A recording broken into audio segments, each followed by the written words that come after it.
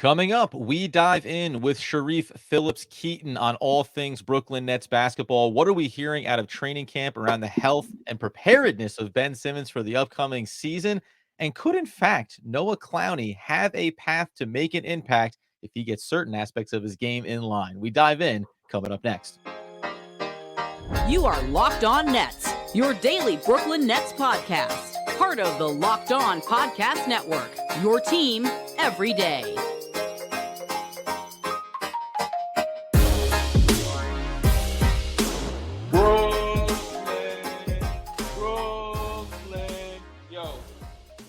Yes, my friends, it is the Locked On Nets podcast right here on the Locked On Podcast Network. It's your team, the Brooklyn Nets, every single day. I am Adam Armbrecht, and that is not Doug Norrie joining me.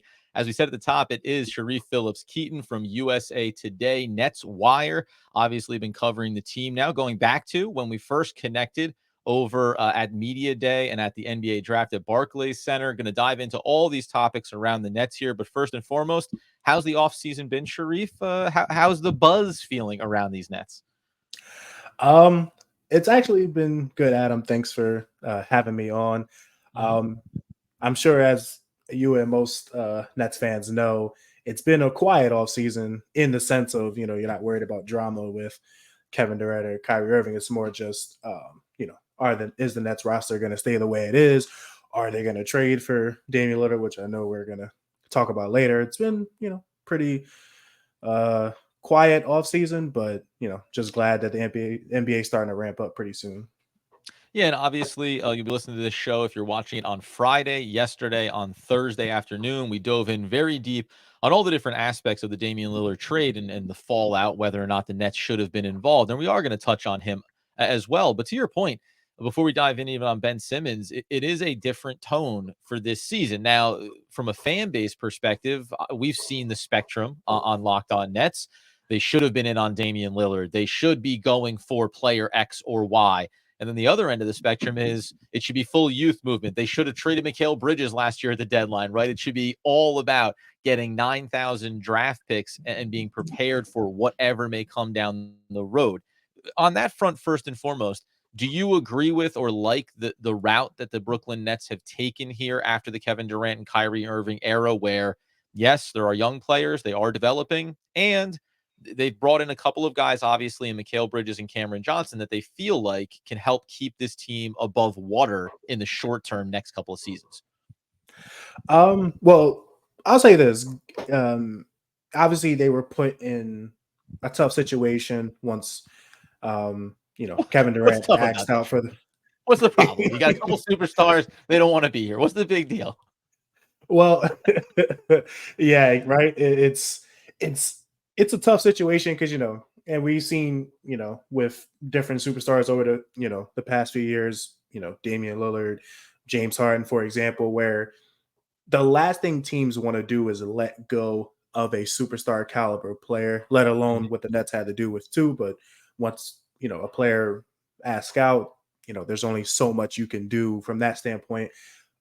Given that situation, I think coming out with Mikal Bridges, Cam Johnson, Spencer Dinwiddie, Dorian Finney-Smith, all the draft picks they have, especially from the Suns, who may not be very good in the next few years, but we'll see. I think they did the best they could do as far as, should they have just, tore it all the way down to the nuts and bolts and, gave away Mikal Bridges for a couple of first rounders, see what they could have done there. It's hard to say because Mikal Bridges is one of those players you possibly want to build around just because he is young and upcoming. And as we saw, through 20 some odd games this past season, could be a future all-star. Time will tell. I think you have enough draft picks where I think you at least have that backup capital just in case things go wrong. And I think having dudes like Bridges, the way Claxton, balled out last year, I think I would call it a competitive rebuild. And I think you may not get your own draft picks may not be that valuable. You may be in the, say like right outside the lottery if you make the playoffs. But I think it's better for all around if you're just trying to develop your young players and see what you got.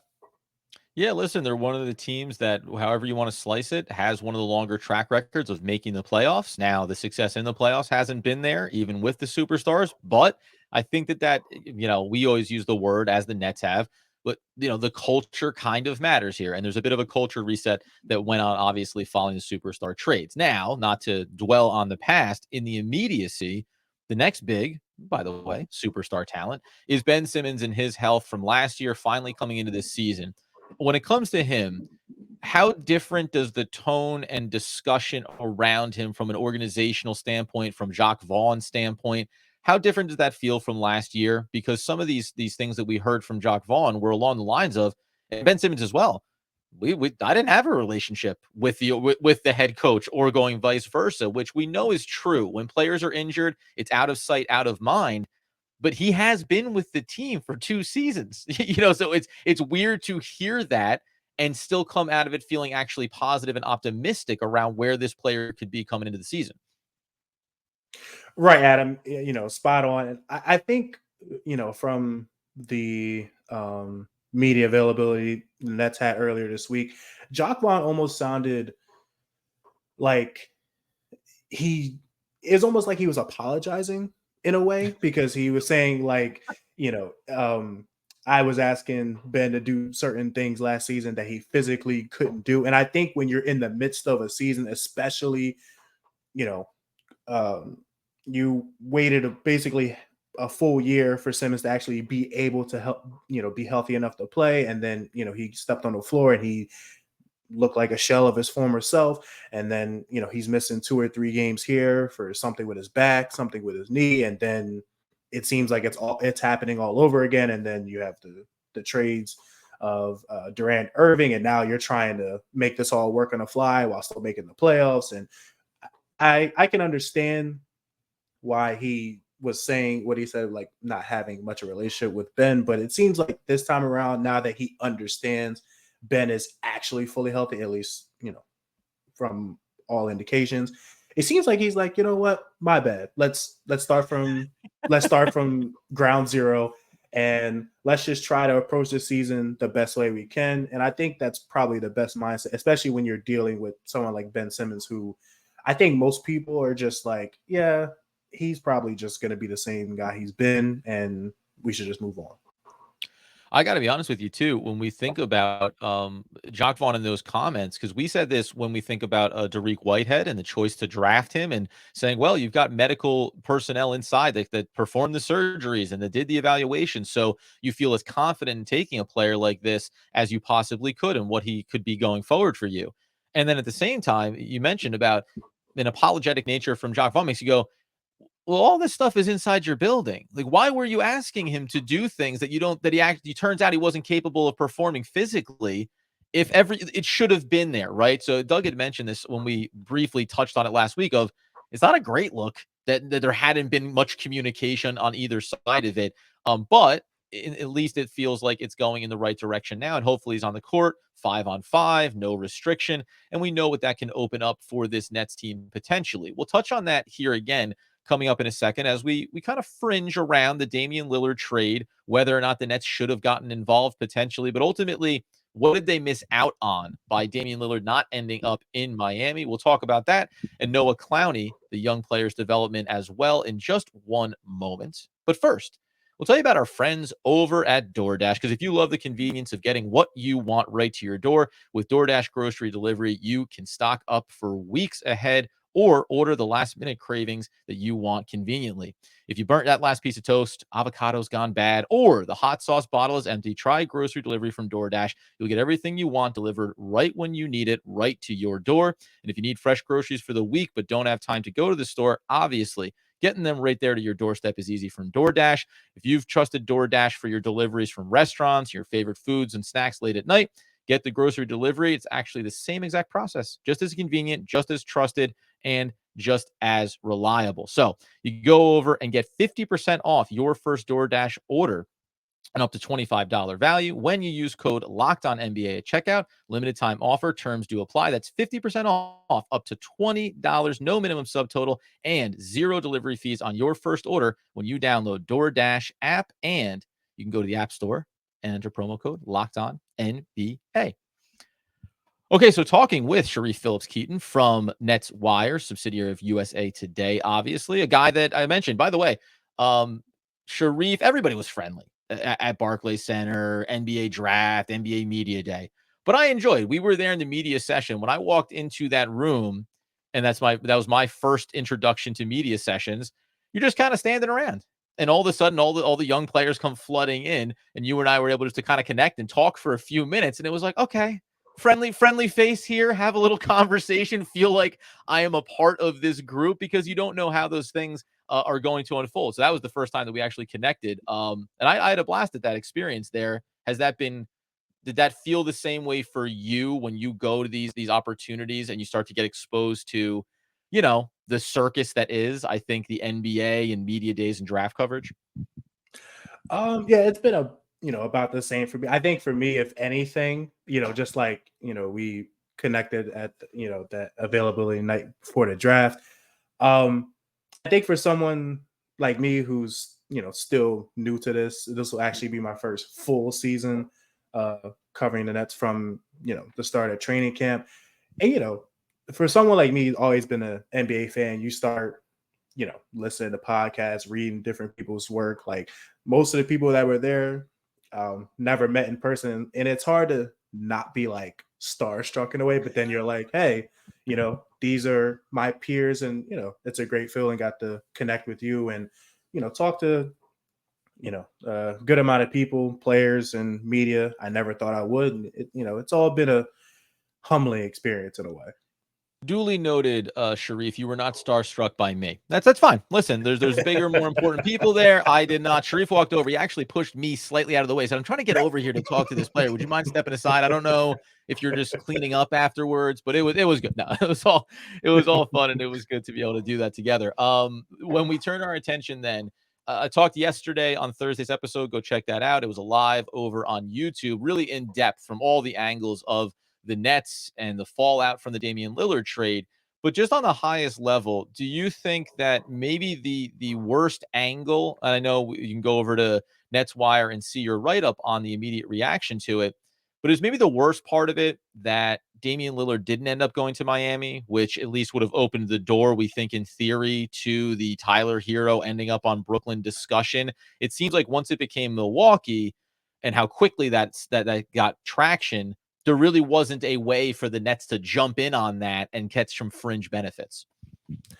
Yeah, I agree with you there, Adam. And I listened to your thoughts on, the entire situation, it unfolding. I think for me, even since I wrote about it, now I even think about it more, I think part of it is that the Nets got nothing from, this whole Damian Lillard thing. Obviously, from months on end, it went from, Lillard is interested in going to the Heat and the Nets. Then it became just the Heat. So then it was like, could the Nets be the third team? Maybe get Tyler Hero, maybe offload Ben Simmons' contract, maybe get a few draft picks out of it, to the Nets get none of the aforementioned assets. And not only that, Milwaukee is even more of a championship contender. And I think, in most sports books, they're considered to be the favorite, which obviously doesn't change much for the Nets, because at this point, if you weren't getting Damian Lillard, you were still going to be a rebuilding team.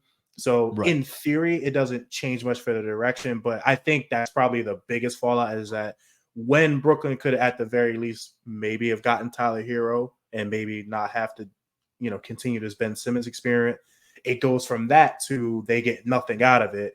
And now it's just, you have the monster that's now the Milwaukee Bucks. Yeah, and I think you're right too. Again, whatever we think the ceiling is for the Brooklyn Nets, it wasn't going to Eastern Conference Finals and competing to go to the NBA Finals. So when one of the top tier teams gets that much stronger, you go, okay, it doesn't really change where we are.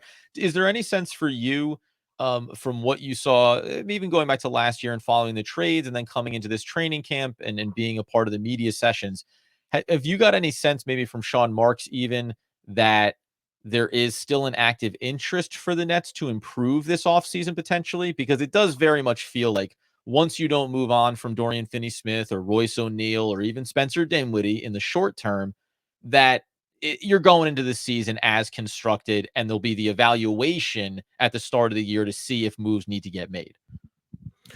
So going off of Marx's latest comments and even the comments he's made throughout the season, it seems like typical, general manager talk. Like, we love our team the way it is, but if a move ever needs to come along to be made, we will explore any and all options, which I mean is, pretty understandable. It seems like right now, from the outside looking in, that Brooklyn is going forward with this team. And let's say, just throwing something out there, let's say Toronto becomes more forceful in trying to trade Pascal Siakam, and maybe you can get him without having to part with too much of your young players or assets. That could be something at the trade deadline. But it seems like as of right now, I genuinely believe Sean Marks when he says that they're committed to this team. And I think unless something just falls in their lap in terms of a player who just wants out and he could be, had for, little to nothing, unless something like that pops up, I think this is the team we'll see from the Nets throughout this season. Yeah, and I tend to agree with you, and I think the trade deadline is going to be fascinating for them, especially, and that's what we'll touch on here before we turn over to Noah Clowney and the younger players and what their development could look like this year. If this team is projected 37.5 was the over-under for their win totals, I think Ben Simmons is a big impact on that. Doug and I talked about how we might set that at 39.5. I tend to think they could have been a 42-40 team even before you knew fully what Ben was going to be. Where do you think this team is going to land this season in the hierarchy of the Eastern Conference, with some mystery about where Ben's game is going to be and certainly some younger players that could develop? But do you see them as the play-in tournament team? Do you see them as missing the playoffs and this being maybe a bit of a smoke screen from the organization to say, yeah, we're going to be competitive, and also if it goes wrong, it goes wrong? Or do you have some higher aspirations for them? So I tend to be, and this is not going to be a great answer, but I tend to be in the middle. I think I'll put it like this. Even if with Ben Simmons being healthy, if he plays like he did last season, they're a playing team. There's no doubt about that. And that might be like they have to win 2 games to even get into the playoffs and then get smoked by the Bucks in the first round or something like that. But if Ben is genuinely healthy, which I do believe is, especially, from his interview with Fox, it seems like he's finally, showing some confidence that he's ready to go. Even with that, at best, the Nets maybe be able to get like a 6 seed, maybe be like 42-40. That's at the best. I think most likely they'll be in the play-in. All right, yeah. I'm always the more optimistic of the two between Doug and myself, and we're not far off from one another. But I said the 6th seed. That's the obtainable goal to me, and I think that would mark a real achievement for this team and for the organization to say not only do we make the playoffs, but we avoided the play-in game, and we understand the matchups that come once you're actually in the playoffs. Expectations of winning games in a playoff series, that's a whole other can of worms. But it's nice to at least feel like you have this floor of, being in that play-in tournament at a minimum, maybe having some confidence that you can go up against these teams, the Pacers. We don't know officially where the Miami Heat are going to end up now unless they go and make an additional move here. So it should make for a fascinating playoff run potentially for the Nets. Coming up here in a second, let's turn our attention to Noah Clowney. I'm going to ask about Dariq Whitehead, and I'm also going to ask about another young player that's a hot button topic in one Cam Thomas. All here with Sharif Phillips-Keaton from NetsWire in just 1 second. Okay, so closing things out, Sharif, talking about all things Brooklyn Nets here as we get through training camp. We look at preseason games coming up. Like, we're finally at the point where real basketball is tangibly close enough that we can stop having to do the speculative conversations and say, here's a concrete sample size. Like, we are learning real things about these players. But in that vein, young guys that the Nets went with, listen, Doug and I debated it. We talked about it on draft night. While Dariq Whitehead certainly has the injuries, we know that you go back a year prior without injury, he could have been a lottery pick based on talent, right? So taking that risk with his age, fantastic. We debated whether or not Noah Clowney was the right pick there, whether or not there were better, more immediate impact players. He's youngest player coming out. He has a lot of areas to develop, and you did a nice write-up on the 3 goals that he can work on. which is at the defensive end, improving defense without fouling, offensively, the consistency, and also getting the free throw line. What do you anticipate from him based on covering him at draft, now looking at him in training camp? Is there the developmental track where you think there's any world that he's making an appearance at the NBA level? Because we just see it as, we'll see you next season. Work on all your game, and we'll talk to you the following year when we believe that you've had time to develop.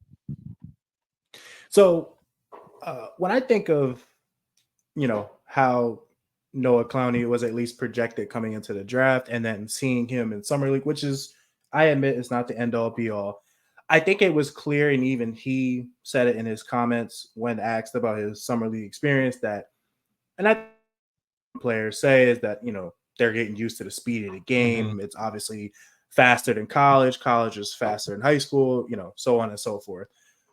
But with Clowney, and it wasn't unexpected, it's clear that he's going to have to get used to the physicality. And I think that was the biggest thing that stood out, was even like when he's trying to set screens, he's getting knocked off a spot without much, pressure being applied. He's just right. It wasn't really a hard blow, and he found himself getting knocked off the spot. Yeah. Right. And then you even see that on the defensive end, which I, try to allude to in so many words, is that him not really having a strong physical foundation, it's just hard for him to play effective defense, especially on the inside, because he gets knocked off his spot so easily. So I think for this season, to answer your larger question, I think we could see him get some minutes with the Nets at the NBA level. It probably won't be until he is noticeably stronger, because I think, I think Jacque Vaughn might, especially for the front court rotation, might look to, giving Day'Ron Sharpe a chance to prove he's the backup center the Nets need. Bringing in guys like Darius Bazley, Trenton Wofford, guys who can contribute right now, and, let Noah Clowney develop on his own time. Kid's still 19, he has plenty of time. Any indication, just quickly, on that front court with the players that the Nets brought in this offseason? Have you gotten anything in the media coverage that suggests the Nets have a direction they'd like to go with the Trendon Watford and Darius Bazley's of the world? Or is it, as we see from the outside, like it's a grab bag? If one of them bubbles up and ends up looking like they have value, fantastic. And if it puts a little bit of pressure on Day'Ron to prove that he can be that backup player, is that the agenda when it comes to all these young guys they took flyers on this offseason? I would agree with the latter. I think from at least hearing what Jacque Vaughn had to say earlier this week, it sounds like Day'Ron is going to get the opportunity to show that he should be the backup center. And I think he's logically the best backup for Nick Claxton. But I will say, as we've seen over the past couple of years, that most likely will not preclude Brooklyn from giving Darius Bazley and Trendon Watford a shot, especially because Watford is an interesting young player himself, especially if Jacque Vaughn wants to try to play small ball more often, especially when Claxton's off the floor.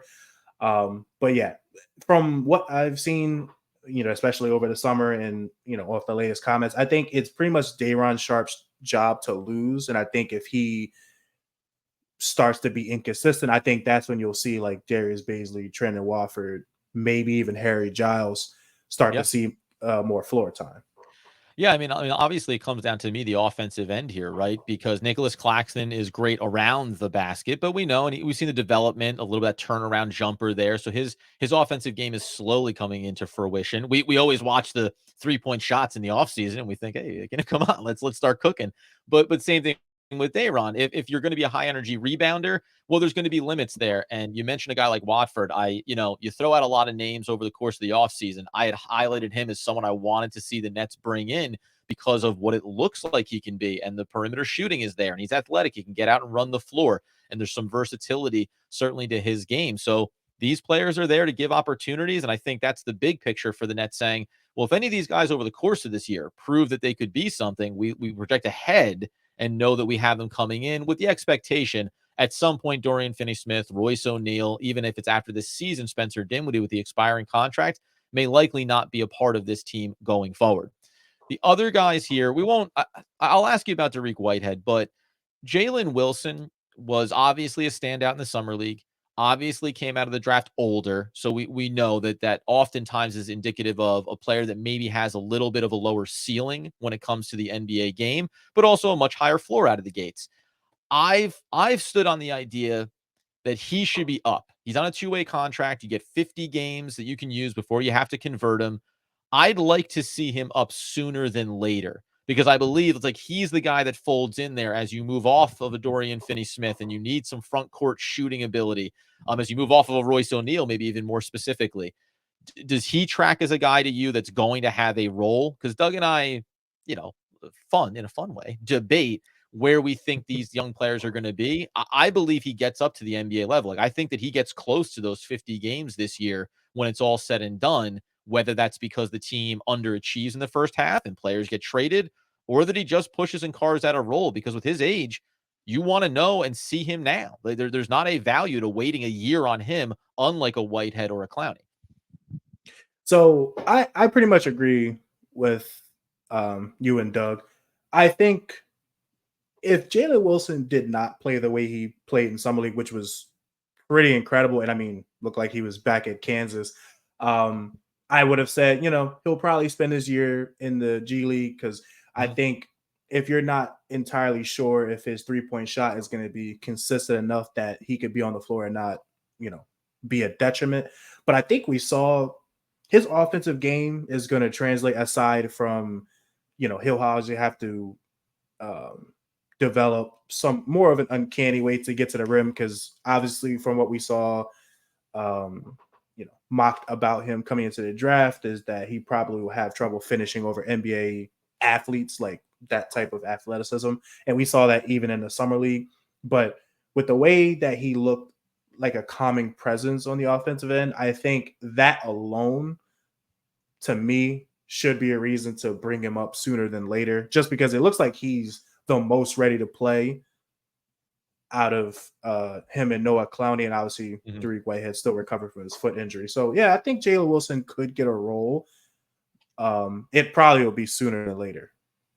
I love it. That's all that I want to hear. And I think you're right too, right? We always say when you start saying, this guy's not that athletic, it's such a weird thing to say about NBA level players, right? This is the finite of finite people that can go and do this thing. But Jalen Wilson, you wouldn't say, he is a freak athlete by NBA standards. And that's when you talk about, you can compare him even to players that are on the Nets roster in terms of attacking the basket. What does Dennis Smith Jr. have any business being able to get to the rim with his size? But that's that athleticism and that speed and that strength that affords him to do it. You don't put Jalen Wilson, again, not the one-to-one comp there, but you don't put him into that category. But it's like a Dorian Finney-Smith. I don't think Dorian Finney-Smith is breaking down somebody off the dribble and taking him baseline. It doesn't mean that skill set can't build out. So he's to me, he's my favorite, whether it is early or it ends up at the deadline, someone gets moved and opens up that spot for him. I actually think you can look at him as a contributor in a positive way for a team that is staying competitive. Last one we'll touch on is going to be Cam Thomas, actually. Dariq Whitehead, we know, hopefully he comes back, and you can note if you think he's going to be healthy enough to make an appearance this season.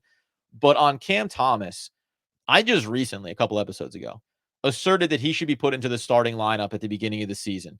You should go with him alongside Ben Simmons. Let Ben Simmons orchestrate the offense, get him into that role. The three-point shooting is there. I love Spencer Dinwiddie, but you need to find out. You drafted this kid in the first round. He is a young player that has the ability to really change the dynamic of this offensive unit. What indications, if anything, do you have from the Nets organization to say that they believe in Cam Thomas, that they plan to actually give him consistent minutes this year and allow him to become a part of this offense? So, and you laughed at the start of this, Sharif. So clearly bringing up Cam Thomas is like, this is a universal hot button and also comical topic because we've talked about it since he's been drafted.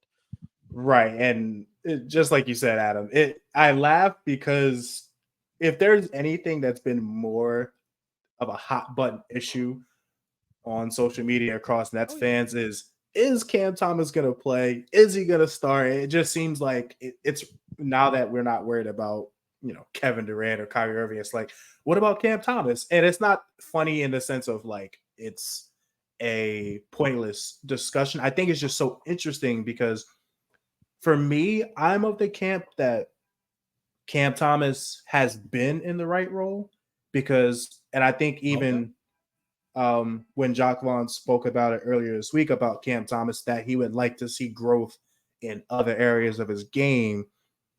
I don't think it was with the caveat to Cam Thomas won't see more time unless he improves on, his playmaking. And I've wrote about this before. It would be nice that if Cam Thomas is going to have the ball in his hands, it'd be nice that he be more of a playmaker and be at least a neutral defender on the defensive end instead of where he is now, where it's pretty much he's given up 30 no matter who he's guarding.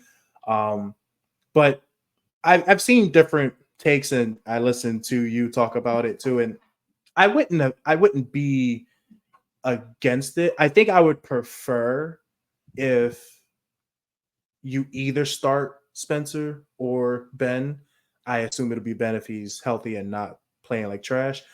And then maybe you let Cam Thomas still come off the bench, maybe give him more minutes than he's been getting. I would say maybe 20 to 25 and see if that growth is there. But if it isn't, Nets fans are going to be pretty upset.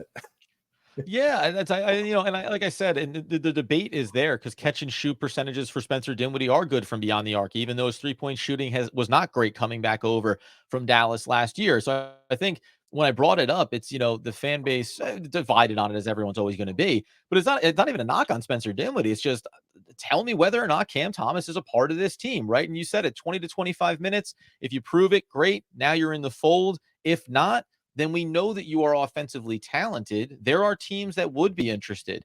What can you do to improve this roster? How do you get some more draft capital in the door? If it's not going to be a consistent game over game role in the starting rotation or otherwise, I don't know what we're doing. I don't know why this player is here. You drafted him for the future when you had Kevin Durant and Kyrie Irving. Didn't need to be anything immediately.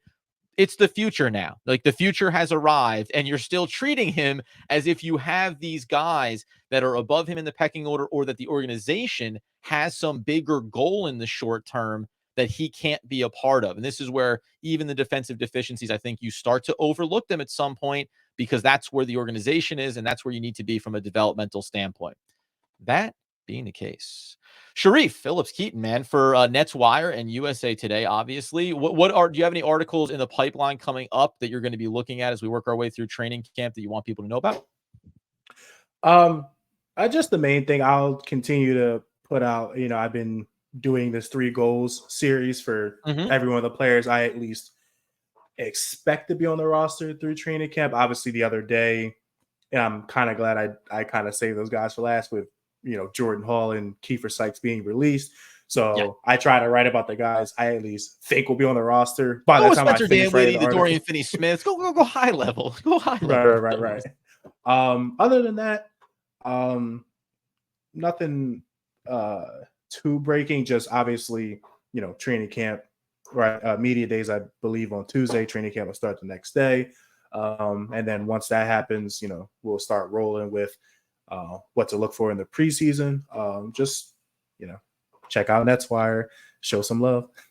That's it, man. Over on Sharif Keaton, over on Twitter or X, whatever you want to refer to it as. Really a great follow. As we said over the course of this show, got to connect with him at the NBA draft and the media day sessions with some of the young prospects. It was really good. The articles are fantastic. He's doing all this coverage and content. And in an NBA landscape around the Nets that has thinned out over the last couple of years, we say it about our show. We're here 5 days a week for you. Sharif is here 5 days a week, sometimes 7 days a week, and sometimes multiple times throughout the single day. So if you want some really just good coverage on the Brooklyn Nets, you got to check out Sharif. Give him a follow. And we, of course, are hopeful that we'll be able to check in with you throughout the year and get some continued insight around not only the development of the NBA level team, but those young players down in the G League as well. Sharif, thanks so much, man.